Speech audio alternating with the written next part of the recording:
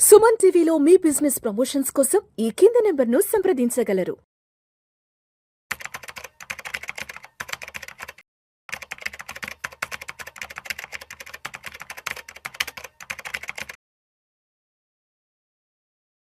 నమస్తే మాధవరెడ్డి గారు. నమస్తే అండి.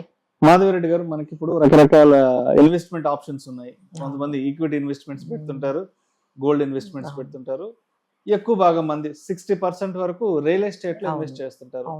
సరే, వాళ్ళు చెప్పారని ఈక్విటీలో పెడతాం, వీళ్ళు చెప్పారని గోల్డ్ కొంటాం, లేకపోతే ఇంకొకరు చెప్పారని రియల్ ఎస్టేట్ లో ఇన్వెస్ట్ చేస్తాం. మరి మనం ఇన్వెస్ట్ చేసిన దాని మీద వచ్చే రిటర్న్ మనకి నిజంగానే లాభదాయకమైన రిటర్నా కాదా అన్నది మనం ఐడెంటిఫై చేయడానికి, తెలుసుకోవడానికి ఏంటి పారామీటర్స్ ఏంటి? సో దీనికి మనం ఈజీగా ఒక ఫార్ములాలో చెప్పేద్దామండి. ఫస్ట్ థింగ్ ఏంటంటే, ఈ వీడియో అయితే కంప్లీట్ గా ఎవరైతే రెగ్యులర్ రిటర్న్స్ కోసం, అంటే రెంటల్ ఇన్కమ్ కోసం, చాలా మంది కమర్షియల్ ప్రాపర్టీలు కొంటారు రెంటల్ ఇన్కమ్ కోసం అని చెప్పి, ఫ్యూచర్ లో పెన్షన్ లాగా వస్తుందని వాళ్ళు, అంటే ఉండటానికి కొనుక్కునే ఇల్లు గురించి మనం మాట్లాడలేదు, దాని మీద మనము రిటర్న్స్ గురించి మాట్లాడకూడదు, ఎందుకంటే అది ఎమోషనల్ డెసిషన్ కాబట్టి. మీరు ఉంటున్న ఇల్లు గురించి ఈ వీడియో కాదండి.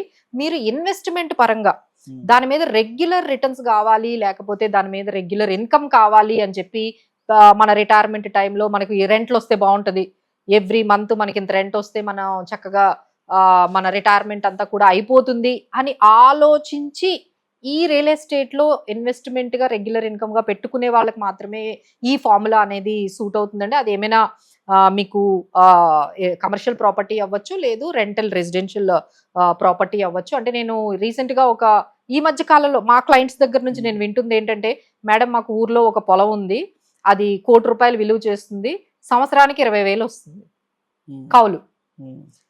అసలు వాళ్ళకి అది ఇప్పుడు ఏం చేయాలో అర్థం కావట్లేదు. ₹1,00,00,000 విలువ మాత్రం, ₹1,00,00,000 విలువ ఉంటుంది, కానీ దాని కౌలు ఎంత వస్తుంది? 20,000. ఎన్ని సంవత్సరాలు అవుతున్నా మేడం అది 15,000, 12,000, మాక్సిమం 10, మంచిదైతే ఇంక 20,000 అంతే. అసలు 10,000, 12,000 కౌలు వచ్చిన వాళ్ళు ఎంతమంది ఉన్నారండి సంవత్సరానికి, ఎకరానికి? మళ్ళీ ఎకరా పొలం ఎంత ఉంటుంది? సో ఇలా ఇప్పుడు వాళ్ళకి ఏం చెయ్యాలో అర్థం కావట్లేదు, దాంట్లో నుంచి బయటికి రావాలా అనేది. సో దీనికి ఒక ఫార్ములా మనం చెప్తామండి. దీన్నే మనం regular income divided by me property purchase value వేసుకోండి. అంటే ఎగ్జాంపుల్ ఇక్కడ మనం చెప్పొచ్చు, ఒక 40,000 మీకు రెంట్ కానీ వచ్చింది అంటే, 40,000 అంటే మీకు సంవత్సరానికి 4,80,000. 4,80,000 మనకి 2 crores ప్రాపర్టీ వచ్చిందంటే, మీరు దాన్ని డివైడ్ చేసుకుంటే మీకు 2-3% మాత్రమే వస్తుందండి. సో కనీసం మీరు ఇలాంటి డివిజన్ చేసుకునేటప్పుడు, ఈ ఈక్వేషన్ వేసుకునేటప్పుడు 3.5%, 4% రిటర్న్ కూడా రాకపోతే, అంటే మీరు పెట్టిందేమో 2 కోట్లు, అక్కడ నుంచి వచ్చేదేమో ఒక రెంటల్ ఇన్కమ్ ఏమో మనం అన్ని చూసుకుంటే మనకు 2%, 3% వర్కౌట్ అవుతుంది. సో ఈ రోజుల్లో ఇన్ఫ్లేషన్ ఏమో 10% గా అన్ని పెరుగుతూ ఉంటే, మీకు ఇంకా ఈ ఇన్కమ్ అనేది మీరు క్యాలిక్యులేట్ చేసుకుంటే 2-3% అనేది అసలు వర్కౌట్ కాదండి. మీకు ఎవరైనా మీ దగ్గరకు వచ్చి ప్రపోజల్స్ చెప్పేటప్పుడు, ఇంత రెంటల్ ఇన్కమ్ వస్తుంది, ఈ మధ్య కొత్తగా వచ్చాయండి ఏంటంటే ఫామ్ హౌసెస్, ఈ ఫామ్ హౌజుల్లో కూడా పెట్టండి మీకు రెంటల్ ఇన్కమ్ వస్తుంది. ఇంతకీ ఏంటి, మీరు 2 కోట్లు పెడితే 40,000 ఇస్తున్నారు. అసలు 2 కోట్లు పెడితే 40,000 ఇవ్వడము, అది ఎట్లా వర్కౌట్ అవుతుందో ఒక్కసారి మీరు ఆలోచించండి. ఇంకోటి ఏంటంటే, ఆ రెంటల్ ఇన్కమ్ కూడా అది మీకు పూర్తిగా రాదండి, ఎందుకంటే ఎప్పుడైనా వేకెంట్ ఉంటుంది, మీకు రెంట్ రాదు. తర్వాత మెయింటెనెన్స్ కంటిన్యూస్ గా మెయింటైన్ చేయాలండి. అది షేర్స్, మ్యూచువల్ ఫండ్స్ లాగా కాదు. ఎందుకంటే మన షేర్స్ కానీ మ్యూచువల్ ఫండ్స్ కానీ మీరు ఏ ఫైనాన్షియల్ ప్రోడక్ట్స్ లో పెట్టుకున్నా, మేమే దాన్ని ఫైనాన్షియల్ అసెట్స్ అంటాం. మీరు ఫైనాన్షియల్ అసెట్స్ లో పెట్టుకుంటే రూపాయి మెయింటెనెన్స్ ఉండదు.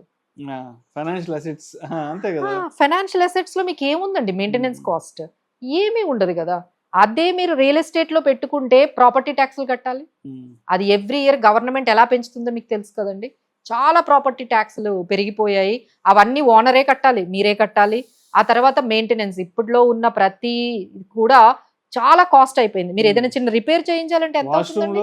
2 ట్యాపులు మార్చాలంటే 10,000 కావాలండి. అదే కదా, ఏదో చిన్న టైల్స్ లీకేజ్ అవుతుందంటే 20,000 అడుగుతున్నారు, 30,000 అడుగుతున్నారు. ఇప్పుడు మెయింటెనెన్స్ కాస్ట్లు ఎంత పెరిగాయండి. అంటే ఒక ప్లంబర్ ను, ఒక ఎలక్ట్రీషియన్ 10 నిమిషాలు పిలిస్తే కనీసం 1,000 నుంచి 2,000 ఒక 10 నిమిషాలు అయినా సరే, మళ్ళీ దానికి కూడా మీరు ఎంత ఫాలో అప్ చేయాలి.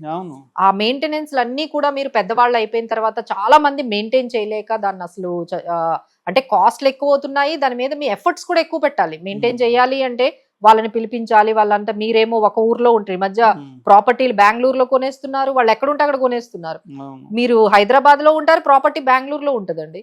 సో దాన్ని ఎలా మెయింటైన్ చేస్తారు? అసలు మీరు ఎక్కడ రిటైర్ అవుతారో తెలియదు, ఎక్కడ ఉంటారో తెలియదు. మీరు ఎక్కడ పడితే ఏ సిటీలో పడితే ఆ సిటీలో మీరు ప్రాపర్టీలు కొంటూ ఉంటే ఈ రోజుల్లో చూసే వాళ్ళు ఎవరు ఉండక మెయింటెనెన్స్ ఖర్చులు పెరిగి దాని మీద రెగ్యులర్ రిటర్న్స్ కూడా రాకుండా చాలా ఇబ్బంది పడుతున్నారు. సో మీరు రెగ్యులర్ రిటర్న్ కావాలి, మాకు హ్యాజల్ ఫ్రీ కావాలి, మెయింటైన్ అంటే ఉండడానికి ఒక ఇల్లు సరిపోతుందండి అంటే మన వరకు.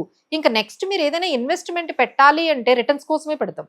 రిటర్న్స్ ఒకటి చూసుకోవాలి, మనకి సేఫ్టీ చూసుకోవాలి, నెక్స్ట్ ఏంటంటే మనకి రెగ్యులర్ గా ఎటువంటి ఇబ్బంది లేకుండా కంఫర్ట్ గా మన దగ్గర మనకి మెయింటెనెన్స్ కాస్ట్లు లేకుండా మన అమౌంట్ అనేది మనకు వచ్చేవి చాలా ఉన్నాయండి. ఇప్పుడు బాండ్స్ ఉన్నాయి, లెట్స్ సే ఎగ్జాంపుల్ బాండ్స్ ఉన్నాయి, దాంట్లో మీ మెయింటెనెన్స్ కాస్ట్ ఏం ఉండదు, ఎవ్రీ ఇయర్ 10% వచ్చేస్తుంది.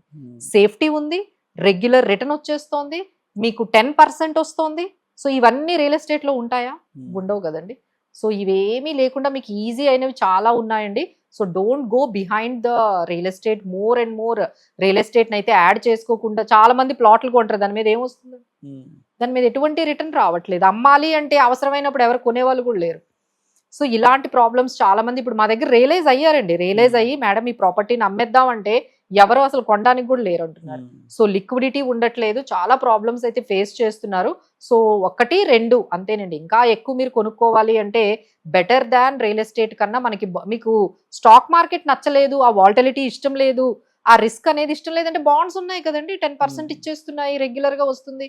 మీరు ప్రశాంతంగా మీరు ఏ మెయింటెనెన్స్ లేకుండా మీరు ప్రపంచంలో ఎక్కడున్నా మెయింటైన్ చేసేసుకోవచ్చు. So these are all so many things ఉన్నాయండి. సో ఫర్ మెరీ అంటే మీరు ఏదైనా ఇన్వెస్ట్మెంట్లు పెట్టేటప్పుడు ఒక ఎక్స్పర్ట్స్ని కానీ మమ్మల్ని కానీ మీరు సంప్రదించినట్లయితే అసలు ఏం తీసుకోవాలి, ఈక్విటీ తీసుకోవాలా, గోల్డ్ తీసుకుంటే బెటరా, లేకపోతే మనం రియల్ ఎస్టేట్లో ఇన్వెస్ట్ చేస్తే బెటరా, మన ఫ్యూచర్లో మన పిల్లలకి కానీ మన రిటైర్మెంట్కి కానీ ఏది బాగుంటుందని 10కి ఒకసారి ఆలోచించండి. సో ఈ వీడియో అయితే మీకు బాగా ఉపయోగపడుతుంది అనుకుంటున్నాను. Thank you so much Madhavi garu. Thank you.